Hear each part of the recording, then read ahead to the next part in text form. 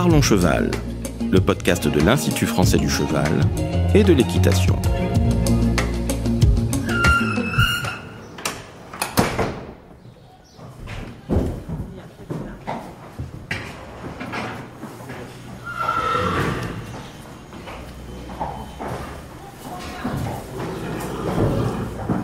Bonjour, je suis Laurent Vigneault de l'Institut français du cheval et de l'équitation. Aujourd'hui, je reçois Florence Méa, directrice générale adjointe d'IFCE, et on vous parle d'une étude sur la filière équine à l'horizon 2030, plus précisément d'un point d'étape que nous faisons aujourd'hui. Bonjour Florence. Bonjour Laurent. Alors Florence, peux-tu dans un premier temps nous définir ce que c'est qu'une étude prospective ? Alors d'une manière très générale et sans lien particulier avec la filière équine, les études prospectives ne cherchent pas à prédire l'avenir, mais aident à le construire ensemble. Oui, donc ça, c'est ce qui a été fait donc en 2012, je crois déjà.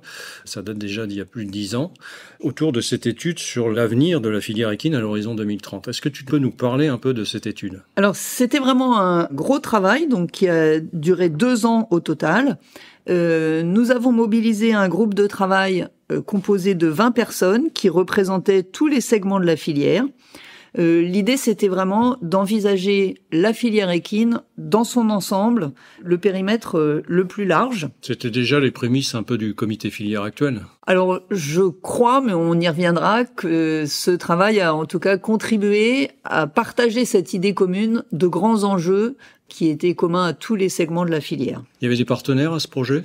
Le travail a été conduit effectivement avec l'équipe INRAE, qui s'appelait l'INRA à ce moment-là, mais qui est spécialisée dans les analyses prospectives et qui l'avait déjà fait pour d'autres filières animales. Alors justement, elle nous a aidé à développer le process de cette étude. Tu peux nous le détailler un petit peu ? Voilà, donc je disais un groupe de travail composé de 20 personnes, à qui on a demandé vraiment beaucoup de travail, parce que c'était une réunion par mois pendant 18 mois. Donc les personnes qui composaient ce groupe de travail étaient un peu choisies pour leur capacité à s'écouter les uns les autres et avant tout pour leur légitimité à représenter le segment. Et puis pour les autres, parce que évidemment il y a beaucoup plus que 20 avis différents, on a réalisé 75 auditions qui duraient 2 ou 3 heures, vraiment basées sur des questions très très ouvertes sur les grands enjeux, les ruptures, l'avenir, pour recueillir donc vraiment les différentes visions. Oui, là aussi sur un public un peu trié qui avait un regard sur la filière. Alors là, on a essayé d'être plus exhaustif. Enfin, oui, toujours des gens légitimes à donner un avis et des personnes expertes, mais l'INRAE était d'ailleurs assez étonné que la filière cheval soit aussi morcelée et composée d'autant de personnalités différentes. Oui, il y a des particularités liées à notre filière, effectivement. Alors, je me souviens, parce que j'y ai participé, il y avait une restitution en salle qui a un peu marqué les esprits. Tu peux nous le rappeler, les circonstances de cette restitution ? C'était au mois d'octobre 2012. Et on a effectivement regroupé 300 personnes à Paris, à la Maison des Sports. Et c'est là, je crois, qu'on a vraiment jeté les bases de l'actuel comité filière animé par l'IFCE. Enfin, moi, le souvenir que j'en ai, c'est, bon, déjà, les gens étaient contents d'entendre ce qu'ils entendaient. Et surtout, ils réalisaient collectivement que c'était la première fois qu'ils étaient tous réunis dans un même endroit à discuter de choses communes qui les concernaient tous, que ce soit les chevaux de trait, les chevaux de course, les chevaux de sport. Presque, ils découvraient qu'ils avaient des enjeux communs. Oui, tout à fait. Alors, cette étude, elle a donné lieu à 4 scénarios différents. Alors, on va les reprendre un par un maintenant et voir après 10 ans, faire un peu le point d'étape, savoir où on en est dans ces scénarios. Alors, je te propose de commencer par le premier, qui s'appelait « Tous à cheval ». Tu peux nous redétailler ce premier scénario ? Alors, avant, je voulais dire que on a donc écrit 4 scénarios qui étaient très différents les uns des autres, volontairement presque caricaturaux, même si on s'est attaché à écrire des scénarios vraiment plausibles. Mais donc, à ce moment-là, en 2012, ils paraissaient volontairement caricaturaux. Ouais, ils étaient vraiment poussés chacun dans leur particularité. Voilà. Ouais. Alors le premier, Tous à cheval, qu'est-ce qu'il a justement de particulier ? Alors voilà, on leur a trouvé à chacun un nom qui puisse marquer les esprits. Donc Tous à cheval dit bien ce qu'il veut dire. Un pouvoir d'achat qui permet l'accès aux loisirs. L'État qui n'accorde plus de soutien direct à la filière. Donc une autonomie économique des structures qui permet de répondre aux attentes des usagers. Alors on avait décrit le développement des activités de plein air, une équitation pour tous, à tout âge, de tout niveau, qui séduit à nouveau un public masculin. Oui, parce qu'il faut bien préciser qu'on est dans une filière très féminine. Voilà, c'est assez particulier. Le pourcentage de cavaliers masculins oscille entre 17 et 15% actuellement. Donc effectivement, il manque pas tout à fait la moitié de la population, mais presque. Il y a également, alors dans ce scénario, je crois qu'il y a un maintien de la veille sanitaire par l'État. Voilà, maintien de la veille sanitaire par l'État, c'est-à-dire l'État donc se recentre sur des missions régaliennes. Les paris hippiques restent encadrés par l'État avec un système mutualiste.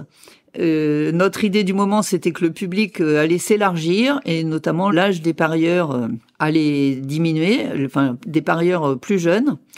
Et le PMU reste leader sur la prise de paris. L'âge moyen des parieurs, c'est quoi, 50 ans aujourd'hui ? C'est ça. En fait, il est resté stable. Les efforts ont permis qu'il reste stable. Parce que à ce moment-là, l'âge augmentait. Enfin, le public de parieurs vieillissait. De façon régulière. On a aussi 2 types de structures équestres qui étaient modélisées dans ce scénario. C'est ça. Soit des écoles d'équitation qui permettaient l'enseignement des différentes disciplines, adaptées à chaque type de clientèle, et des centres de loisirs équestres pour apprendre les bases et puis aller se promener agréablement à cheval. Des prix en général plus attractifs grâce à une maîtrise des coûts de production. C'est ça, une réelle économie de ces structures avec un équilibre entre coûts de production et exploitation et des prix serrés qui permettent de répondre à la demande. Concernant la compétition, il y avait des particularités ? Alors, on avait évoqué la possibilité d'un développement des courses amateurs au trot et au galop, du très haut niveau axé sur les disciplines des Jeux équestres mondiaux, et puis différents niveaux de compétition, tels qu'on le voyait déjà, amateurs, clubs, dans les différentes disciplines. Alors, si on fait le point d'étape, justement, aujourd'hui, on essaie de voir un peu dans ce scénario qu'est-ce qui s'est confirmé, qu'est-ce qui a plutôt été abandonné ou non confirmé. Qu'est-ce qu'on peut dire là-dessus ? Alors, par exemple, sur le nombre de licenciés, on a eu, évidemment, dans toutes les tendances, depuis 2012, il y a vraiment le moment, les 2 années de la crise sanitaire, qui sont très différentes, COVID, évidemment. Qui est venue effectivement perturber Mais tout ça. Si on fait abstraction de ce moment de la crise sanitaire, le nombre de licenciés est assez stable depuis 2012. On peut quand même noter, alors c'est un petit peu hors de l'étude, mais que la Fédération française d'équitation est la seule fédération sportive qui a connu une augmentation de son nombre de licenciés après la crise sanitaire. Plus 15%, je crois. Voilà, plus 15%. Alors, au travers de ce scénario, on a développé aussi des travaux de recherche, je crois, avec Céline Vial. C'est ça. Je pense que ce qu'on sous-tendait dans ce scénario, c'était vraiment une segmentation de l'offre, que les centres équestres allaient se spécialiser plus qu'ils n'étaient.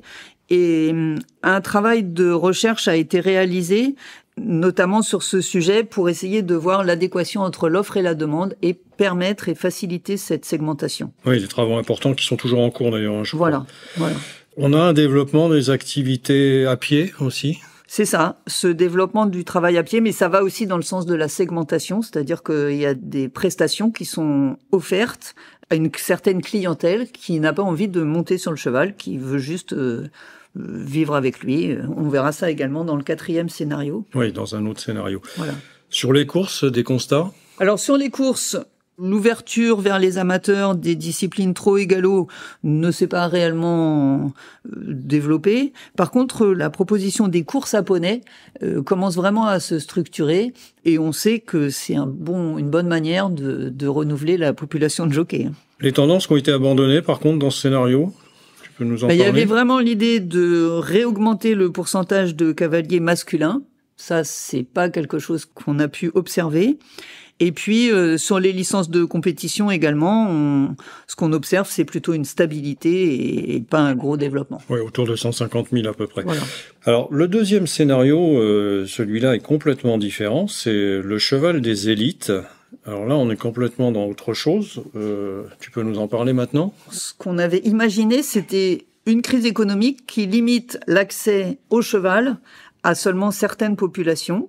Donc dans celui-là, le rôle de l'État, c'était toujours de gérer la veille sanitaire, pas de soutien direct au développement de la filière. L'État encadre et régule les paris hippiques et la clientèle qui a accès au cheval, c'est une clientèle aisée et exigeante. L'équitation est un moyen pour affirmer son statut social. Oui, ça le redevient donc. Voilà. Les clubs sont vraiment élitistes avec un public de plus en plus masculin. Le tourisme équestre haut de gamme se développe. Les paris hippiques se maintiennent avec une clientèle plus jeune. Et le nombre de propriétaires de chevaux de course s'est ajusté parce que le coût d'entretien est vraiment devenu très important. Sur les chevaux de trait, des tendances aussi? Sur les chevaux de trait, du fait du coût d'entretien des animaux, la demande de chevaux de trait utilisés pour le travail est très faible. La consommation de viande de cheval reste faible, ce qui pose un problème. Enfin, ces 2 points précédents posent un problème et certaines races de chevaux de trait sont en voie de disparition. Sur l'élevage de chevaux de sport? Alors, on a une véritable pression foncière qui complique les choses, une augmentation du prix des matières premières. Et donc, ce qu'on avait imaginé, c'est que l'élevage de chevaux de selle, on avait une contraction du marché et une réduction drastique du nombre des élevages.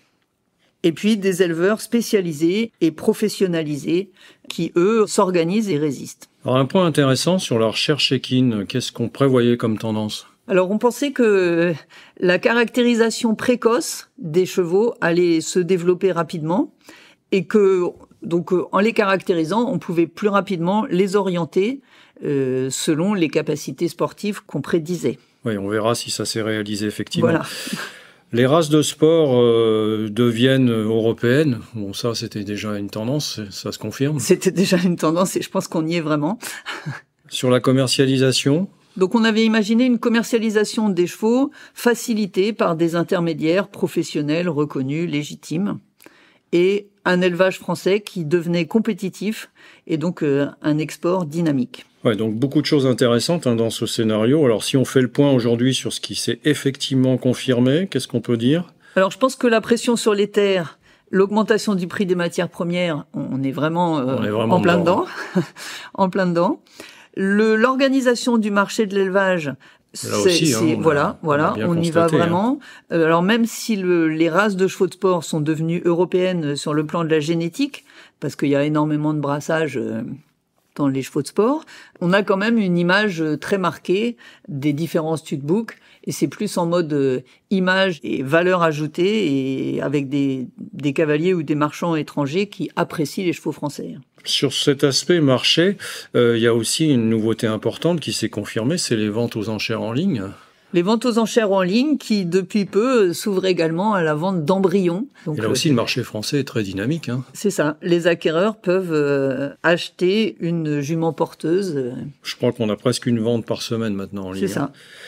Sur les chevaux de trait, par contre, là, toujours une perte d'effectifs. Alors, les chevaux de trait, on craignait vraiment une disparition de certaines races.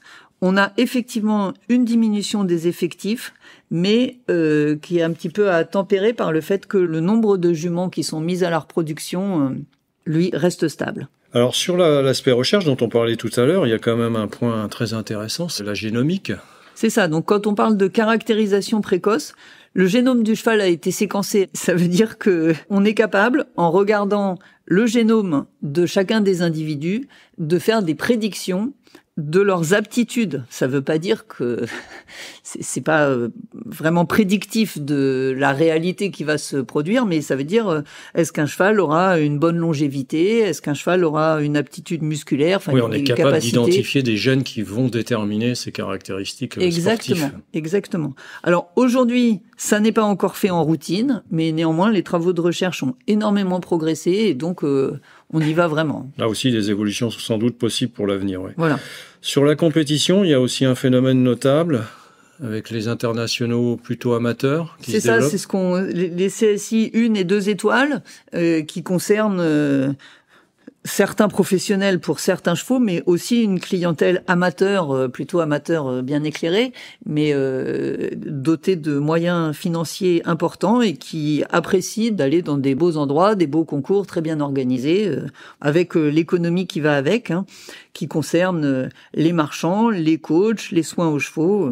Donc finalement, ce scénario, pas mal de points confirmés. C'est ça. Alors on aborde maintenant le 3e scénario, le cheval citoyen.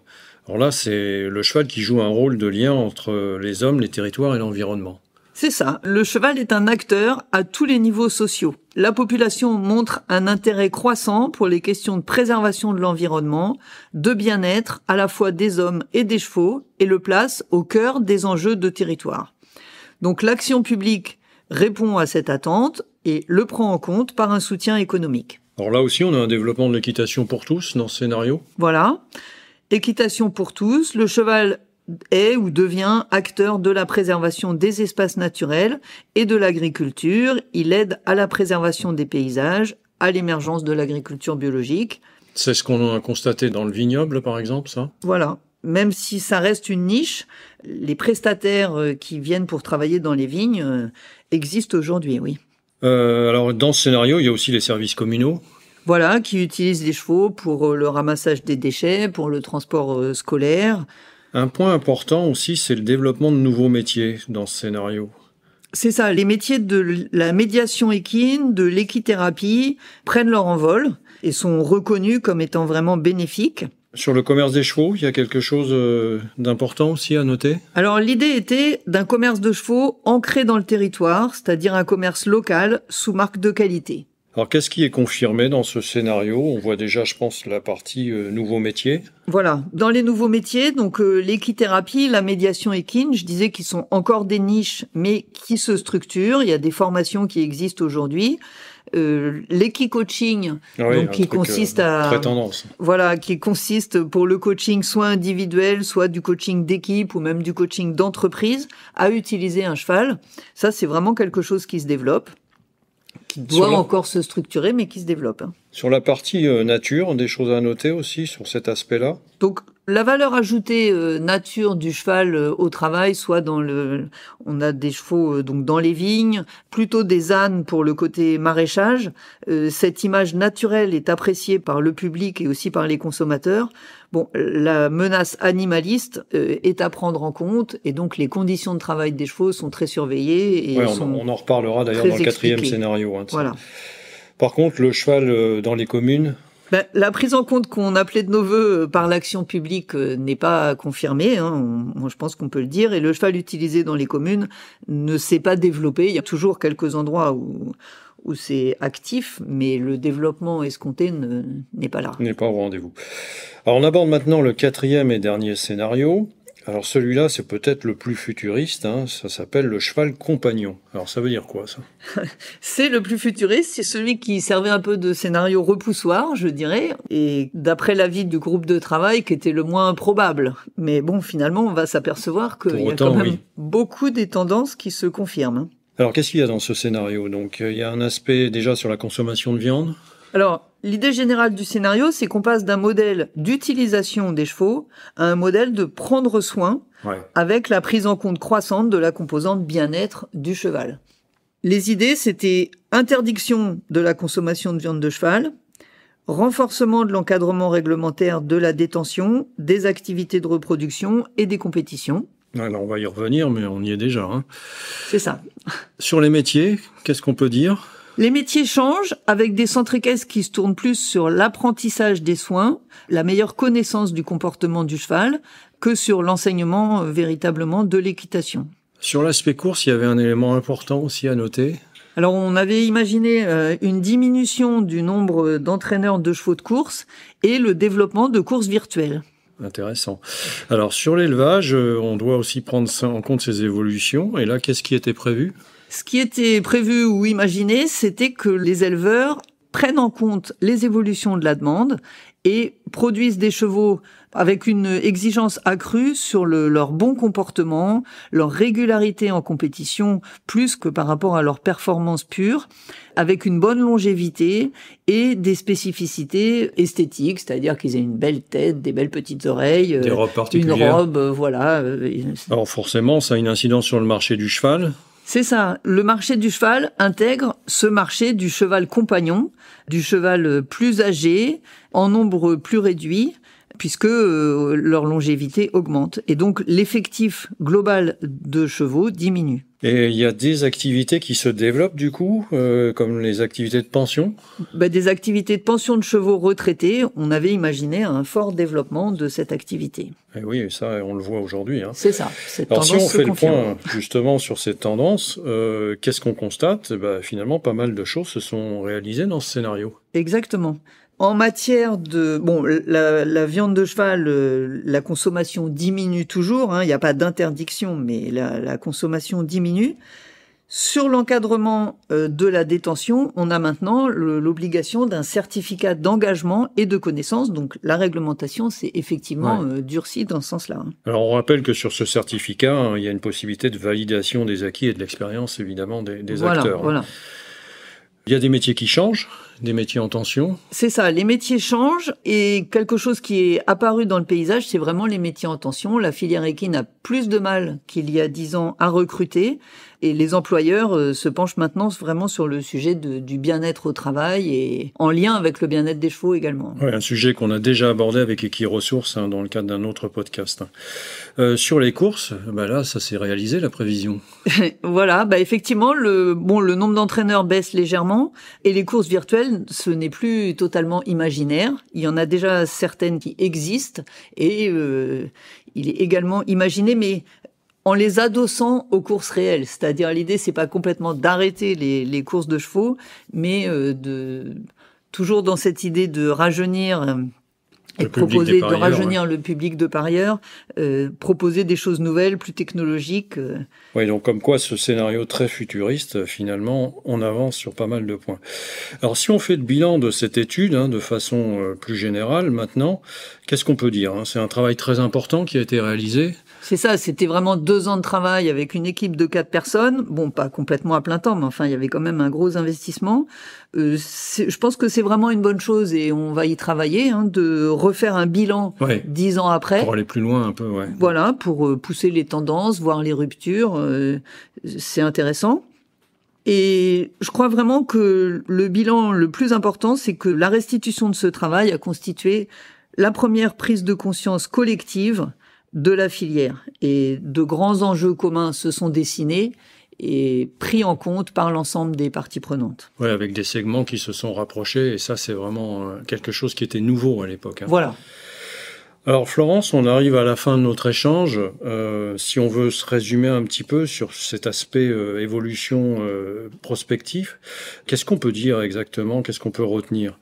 Il y a certaines évolutions qui sont confirmées, on l'a dit. Qu'est-ce qu'on peut ajouter d'autre ? Certaines évolutions sont effectivement confirmées. On n'est qu'à mi-chemin de cette étude. Je le disais, le cheval compagnon était vraiment perçu comme le scénario le plus caricatural et vraiment comme une menace à éviter. Aujourd'hui, je pense que tout le monde est d'accord pour dire que le bien-être animal est vraiment au cœur de toutes les préoccupations, que ce soit en matière d'hébergement des chevaux, en matière de pratiques sportives de haut niveau, en matière de pratiques quotidiennes également, que ce soit dans les centres équestres ou à domicile. Tout à fait, Les courses l'ont bien pris en considération. On a des échanges réguliers concernant, par exemple, les balades à poney dans les parcs et jardins, qui sont assez décriés, mais en même temps, le lien entre les enfants et les poneys peut commencer de cette manière. Donc, je pense que c'est des pratiques que chacun des professionnels doit revisiter avec ce nouveau regard de la société sur le cheval et sur la relation entre l'homme et le cheval. Alors par contre, ce qu'on n'avait pas forcément vu dans cette étude, c'est la question du développement durable. C'est ça, sous son volet écologique, concernant l'énergie, le bilan carbone des activités, la question des ressources en eau, qui aujourd'hui vraiment sont devenues des évidences prépondérantes. Voilà. Ça n'existait pas il y a 10 ans, c'est une évolution formidable. Ouais. Ça n'existait pas et aujourd'hui la pratique est potentiellement bloquée par les restrictions de l'utilisation de l'eau pour arroser les carrières, pour arroser les pistes d'hippodrome. Enfin, absolument. C'est pas futuriste, c'est la réalité, c'est la l'actualité. Réalité aujourd'hui. Sur les métiers, il y a eu des évolutions importantes aussi. La question des métiers en tension n'était pas du tout d'actualité il y a un peu plus de 10 ans. Aujourd'hui, c'est au cœur également des préoccupations de tous les professionnels. Et le rapport entre l'homme et l'animal aussi est devenu au cœur des enjeux. Voilà. Je pense que tous ceux qui vivent ce lien spontané entre l'homme et le cheval le savent, mais collectivement, il nous reste à vraiment identifier les bénéfices réciproques pour l'homme et pour le cheval et à les faire connaître le plus largement. On rappelle que le lien vers cette étude prospective ainsi que les chiffres de l'annuaire Equus 2022 seront dans le descriptif de ce podcast. Merci Florence. Merci Laurent. Si vous souhaitez en savoir plus sur le sujet, rendez-vous dans la description du podcast où vous trouverez des liens utiles vers notre site internet equipedia.ifce.fr. Vous pouvez aussi nous rejoindre sur notre groupe Facebook Equipedia Science et Innovation Équine pour plus de contenu. Pour ne manquer aucun épisode, abonnez-vous, partagez, commentez et n'hésitez pas à laisser 5 étoiles sur Apple Podcast et Spotify. À très vite pour un nouvel épisode.